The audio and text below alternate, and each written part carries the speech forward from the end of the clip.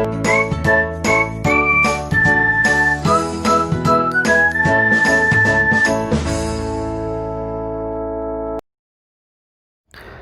दोस्तों, स्वागत है इन्फिनिटी क्लासेस के इस यूट्यूब चैनल में।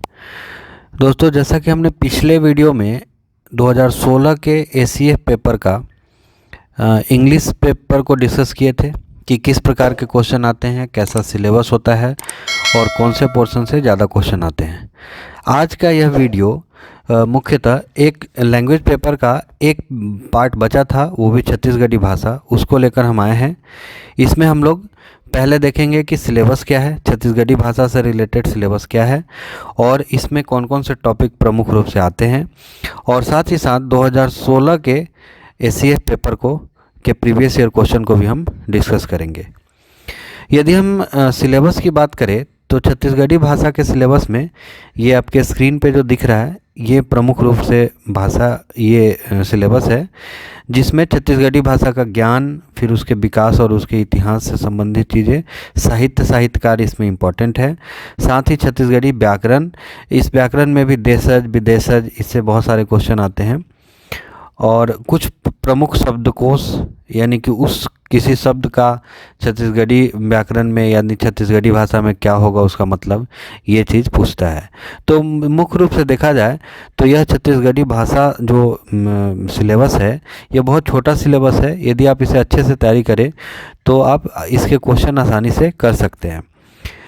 यदि हम 2016 पेपर की बात करें तो कुल 15 क्वेश्चन इस टॉपिक से आया था, यानी कि छत्तीसगढ़ी भाषा से रिलेटेड।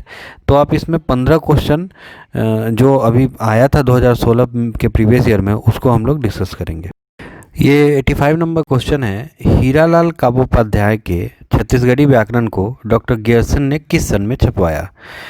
तो यह सन था 1890, यानी इसका सही आंसर है बी। तो 85 का आंसर हो गया बी। 86 नंबर क्वेश्चन में पंडित सुंदरलाल शर्मा ने दुलरुआ पत्रिका कहाँ से निकाला था? ये काफ़ी प्रमुख क्वेश्चन आता है, ये आपके छत्तीसगढ़ के इतिहास में भी पढ़ना है इसके बारे में। तो इसका आंसर होगा जेल से। तो सही आंसर हो गया 86 का डी। 87 नंबर क्वेश्चन में देखिए, चरई में उपसर्ग क्या है? अब जनरली इसके आंसर ना चर लोग लगा के आए थे, लेकिन जब आयोग द्वारा सही आंसर लिया गया तो इसका आंसर लिया गया इनमें से कोई नहीं, क्योंकि चर और आई इसका कोई अलग मीनिंग नहीं निकल रहा है, इसलिए इसको इनमें से कोई नहीं, बाद में इसको आंसर लिया गया था। 88 नंबर क्वेश्चन में बात करें तो पठान शब्द किस विदेशी भाषा से आया हुआ है? तो इसका आंसर होगा पश्तो से, पश्तो भाषा से आया गया है। उसके बाद 89 नंबर क्वेश्चन है, निम्न में से कौन सा शब्द क्रिया है? तो इसका आंसर सही आंसर होगा 89 का डी, ओसाना, ये क्रिया है। 90 नंबर क्वेश्चन की बात करें तो अरकट्टा का अर्थ क्या है? तो अरकट्टा का अर्थ होता है छोटा रास्ता।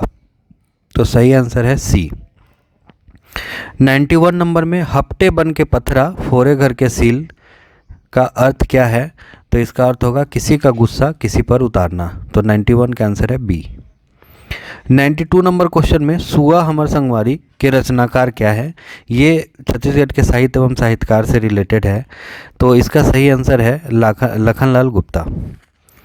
93 नंबर में हल का छत्तीसगढ़ी पर्याय पूछा है, यानी ये पर्यायवाची शब्द से रिलेटेड है। तो हल का छत्तीसगढ़ी पर्यायी होता है नांगर। 94 में रंगनी खोली किसे कहते हैं? यानी रंगनी खोली का मतलब क्या है, ये क्वेश्चन में आया है। तो इसका अर्थ होगा रसोई के लिए कमरा, यानी 94 का आंसर होगा बी। 95 नंबर में लमचोची किसे कहा गया है? तो लमचोची जो इसका मतलब अर्थ क्या है? तो इसका सही आंसर है लंबी चोंच वाली चिड़िया। 96 में लुरकी किसे कहते हैं? तो 96 का सही आंसर है आभूषण, लुरकी आभूषण को कहते हैं। Doctor Paleshwar Sharma 97 number question में डॉक्टर पालेश्वर प्रसाद शर्मा की कृति सुसक जनकुडी सुरताले निम्न में से क्या है? तो ये पूछा है कि ये जो कृति है जो कि पालेश्वर प्रसाद शर्मा जी का है, कि ये क्या है? यानी निबंध है, उपन्यास है, कहानी है, महाकाव्य है। तो ये होगा आपका कहानी। छत्तीसगढ़ी कारकों में कौन सा शब्द निश्चयार्थक का बोध कराता है?